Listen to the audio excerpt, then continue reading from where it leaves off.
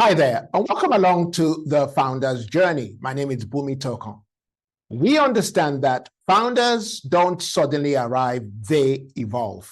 But today, though, we're going to be talking about the most expensive mistake that new founders make.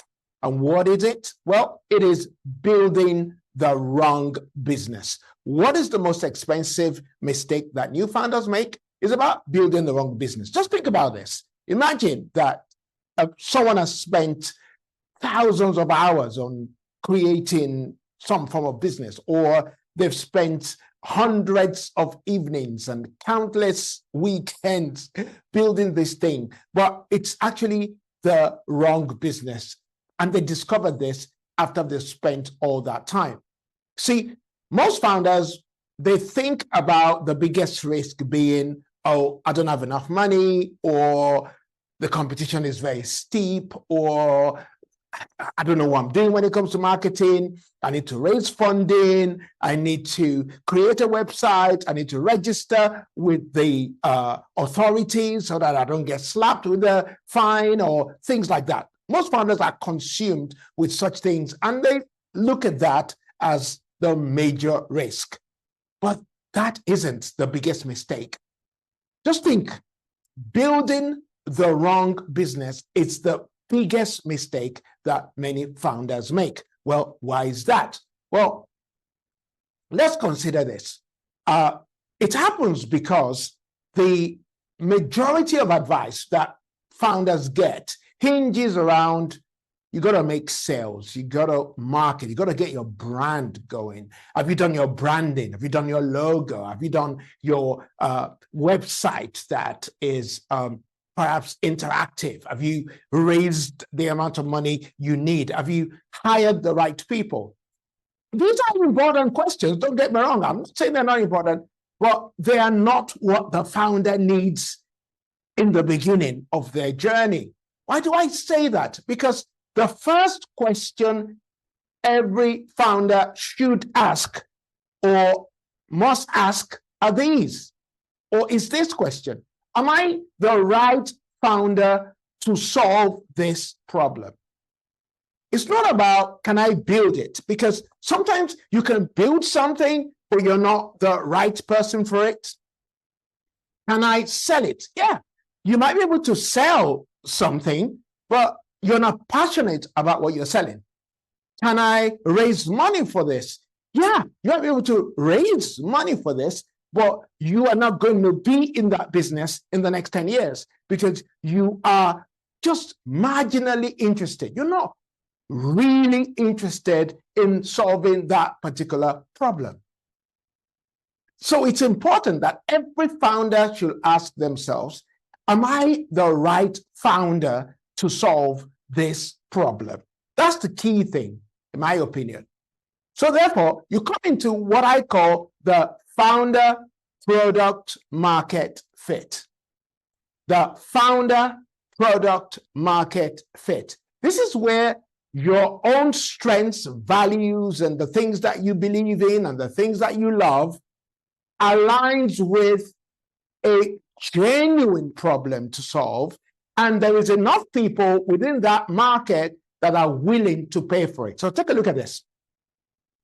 This is where the founder's journey truly begins. The founder product market fit. Remember, we're talking about new founders now. We're talking about somebody who's thinking about starting a business, somebody who just started a business, or somebody, actually, this may even apply to people who have started their businesses and they're struggling.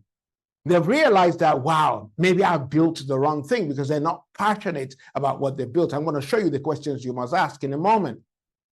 So going back to this, finding the founder's product market fit must be about your strengths, what motivates you, your values, your life experiences, and it must align with or intersect with a genuine customer problem.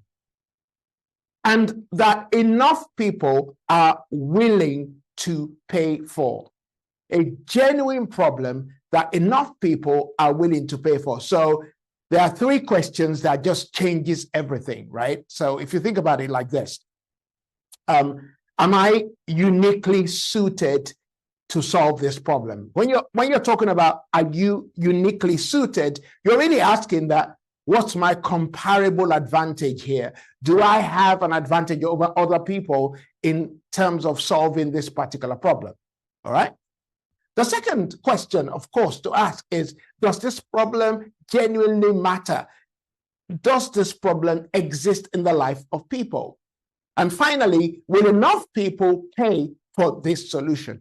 These are the three questions that you must ask yourself. So let's look at somebody like Oprah Winfrey, who we all know very well, right? So she started with her communication, curiosity, ability to listen, and the ability to be empathetic towards audience. And then that led her to television. See, she didn't do it the other way around. She wasn't looking for, oh, what can I do to make money? Oh, I just want to make money. Oh, that's making money. Let me go do it. Doesn't matter whether I'm capable or not. Doesn't matter whether I'm going to be in it in the next 10, 20 years. Let me just go do it. See, that doesn't work in the long term. That's a trend. That doesn't work.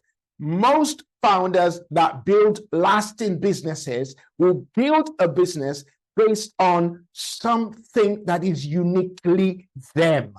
Think about Steve Jobs. Think about Sarah Blakely. Think about Cornell Sanders. Think about McDonald's. Think about all those businesses that are here today. Think about Facebook. Think about Tesla, what Elon is doing. Think about all those things. You will notice that these founders found a business that suited them, a business where they had a comparable advantage. So if we stay with Oprah, look at Oprah. Oprah loved communication. She loved curiosity. She loved being empathetic. She loved to listen. She didn't force the opportunity. She just discovered it as she discovered herself. I think most founders first need to discover who they are, then apply those skills, gifts, abilities to a problem that is worth solving, and then that must find a market that people are willing to pay for, and boom, suddenly you have a good business. So through research, we've discovered that the founder's journey has 5 main stages. Number 1 is the explorer stage, which is where most people are as they're looking for the founder product market fit. Okay, then you move on to the builder, where you begin to generate your first sales. Then you move on to the operator, where you are generating sales consistently and you're building trust. Now, growth founder is where you scale. And what you do is you scale the trust you have built in the operator stage. And then finally, you get to the visionary stage, which is where people like Oprah are. This is where Russell Brunson is. This is where maybe even Alex Omozi is right now, or people who have gone before him, like Tony Robbins. This is where they are. They are now building leaders. Okay. I told you all that to make you understand something, that everybody begins at the explorer stage. Everybody starts there, and people keep oscillating there. But for this, you need to ask these questions, the following 5 questions, before you build any business. Before you start any business, and you are at the explorer stage, if you're going to start a business, then you need to ask these 5 questions. Am I the right founder to solve this problem? That's important. Am I the right founder to solve this problem? As we go through the 5 questions, you will see where they all fit. Am I solving the right problem? Is there a problem to be solved here? Is there a real market to be had? Is there a niche here? Will I still care about this in the next 5 years? That's such an important question. If you're not going to do it in the next 5 years, 10 years, 20 years, remember someone like Oprah broadcasted the Oprah Winfrey Show for 25 years. In fact, I wrote a book on this, on the founder's journey of Oprah. You might be interested in getting hold of it. Then look at this. It said, Am I building a business that fits who I am? Wow, that's so key. Am I building a business that fits me? Not something, I can make money. No. You can make money doing what you love. That's what's been demonstrated in the lives of Oprah, Elon, Cornell Sanders, Tony Robbins, Dean Graciosis, all these people are mentioning, Sarah Blakely, all these people, they've been able to build a business because it fits who they are. Wow. All right. So the first place to start is for you to take the Founder's Journey Assessment to determine where you are. Okay, so it's a free tool that you can get. Just scan this QR code and it will take you to the Founder's Journey Assessment tool. And that will help you to discover exactly what stage you are at and what you need to focus on next and all the wrong things you need to avoid. And it will help you to avoid building the wrong business. Okay? If you want to work with me also, you check in the description box, but just scan this QR code, go to the Founder's Journey. It's a free tool that you can use, and you'll be able to determine where you are and what you need to do next. Okay. This is the Founder's Journey, where founders don't suddenly arrive, they evolve. My name is Boomy Tokan. God bless you. I'll see you on the next Founder's Journey.